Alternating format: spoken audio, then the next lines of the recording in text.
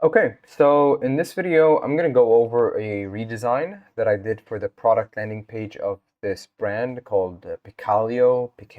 I don't know if I'm pronouncing it right. But basically, I'm going to go through the different changes that I made, why I made them, and also I'm going to show you how much money I think the brand is making and how much money they could be making if these changes were implemented. So, for starters, this is the product page that this brand is using. This is it, start to finish. And as you can see, there's not a lot above the fold. It's just the images. And so this is the redesign that I created. This one right here. And you can see all these changes. And so let's start from the top. The first change that I made was to the notice bar. So I changed the color of the notice bar, and I'm going to go over that in a while. But I also changed the CTA from See Details to Learn More.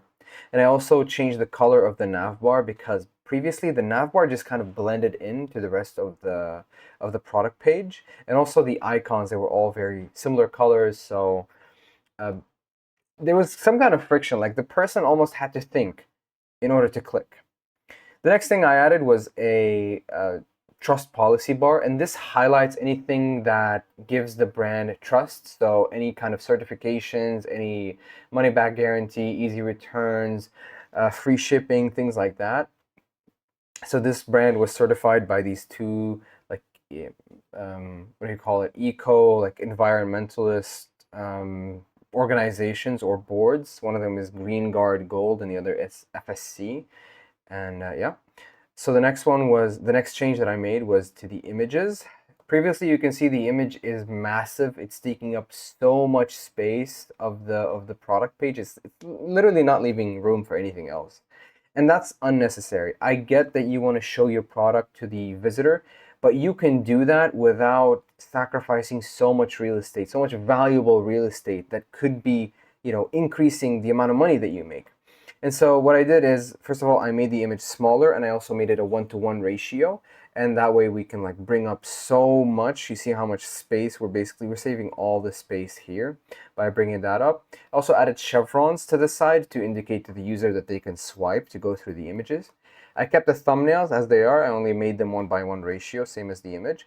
And also there was this slight change where on the image they had this plus icon, and initially I thought it was an add to cart button because it was a plus. And only until I clicked it, it turns out it's a magnifying glass for you to enlarge the image. So I turned that to an actual magnifying glass. Oh, that's another one. To an actual magnifying glass right here. And next change, number 4, is the social proof. So on their page here, their social proof, they have a lot of reviews, which is great. 752 reviews, that's amazing. But they're not highlighting exactly, they're not using that social proof to the most of its ability. So instead, what you want to have is the actual rating. So 4.9 out of 5 stars. And how many happy customers? And happy customers I define as the number of 5-star plus 4-star ratings that you have. Anything below that, it's not exactly happy or dissatisfied, but it's neutral. So it's better for you to stick to 4 and 4 and 5 stars. And so this one is 4.9 out of 5 by 730 plus happy customers. Next change number 5 that I made was I made the headline or the product name smaller, and I also added the value proposition. So the thing with this product is that they are driving a lot of traffic from Google Ads to this exact product page right here. And what's happening is that if you haven't been on their homepage, you wouldn't know what this brand's value prop or why you should buy from them. It just looks like, okay, it's a stepladder for kids. That's what it looks like on first notice. It's like if I was to come on this page, just cold, I've never heard of this brand, like, oh, it's a step ladder for kids. Okay, I can get a step ladder from any hardware store. I can get a step ladder from anywhere. Why should I buy from you?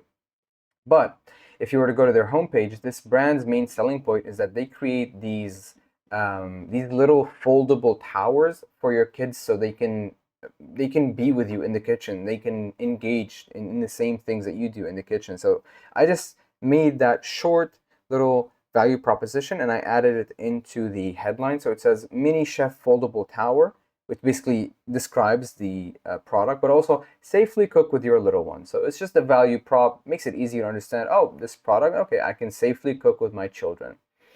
the pricing. Now, this product initially had a long, not a long description, but they just had a regular text description on their product page. And so I changed that into 3 bullet points. And the reason is that when people come cold traffic, they're looking for a reason to leave. So they're trying to categorize your page.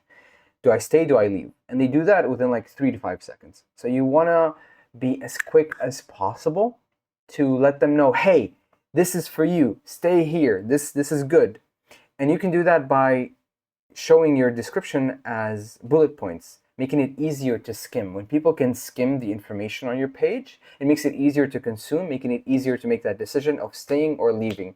If people feel overwhelmed or confused, or they don't understand what they're looking at, they're gonna leave out of one of these reasons. Not because they have categorized you as I don't need this, but because they have categorized you as I don't understand this. And for those 2 reasons, people will leave. So we want to make sure that they understand. The next change that I made was a change to the color selection. So on the main page, on the product page, they have a color selector, but it's just a bunch of colors. There have been numerous A/B tests, a lot of A/B tests that show that having your color selector, instead of a color, a preview of what the product or the change is going to look like, shows that it increases conversions. So instead of having, okay, this is wood, green, black, white, like they're doing over here, let's have it where it's showing the actual stepladder, the actual tower with a changed color. And that's been proven to increase conversions. The last change that I made to this page was to the CTA. On their actual page, the CTA, they're doing something good, which is that the button is full width. You want to have a full width button on mobile, so it's very easy for them to click. But what they're not doing correctly is that they're not anchoring with truss seals, and they're also using the same color as everything else on the page. So you can see the text is brown, the aesthetic of the images is brown. They're using a lot of wood, a lot of browns. You see the nav bar, the icons are brown. The logo is brown. So much brown that, even you go into the reviews, like most of everything on the page is brown, and so the CTA just kind of blends in with everything, and so it doesn't feel like it's very enticing to click. It doesn't invite you or draw your attention like click me. It doesn't do that. And so what I did is I just found a complementary color to the brown that they're using, and I made that the color of the notice bar so it attracts attention, letting them know that there's free delivery.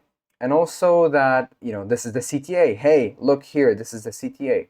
Also added a chevron as a directional cue to let them know that there's going to be a next step, and anchored that with a bunch of truss seals so it removes the friction of, is my information going to be safe with you? Now, on to what that means for the business itself. So if you were to go to SimilarWeb will tell you that this website is getting almost 67,000 visits per month. And if we were to go and look up the average conversion rate for e-commerce furniture stores, and this counts as furniture because you're buying a big object and it's generally more expensive, it's around 0.5%. And so if we were to take that to the traffic that it gave us, 66,982, we see that they're getting 334.9, so 335 conversions per month. And if we were say the average order value is around $200, because I don't think they don't have a lot of cheap stuff. Most of their product, most of their SKUs are 200 plus.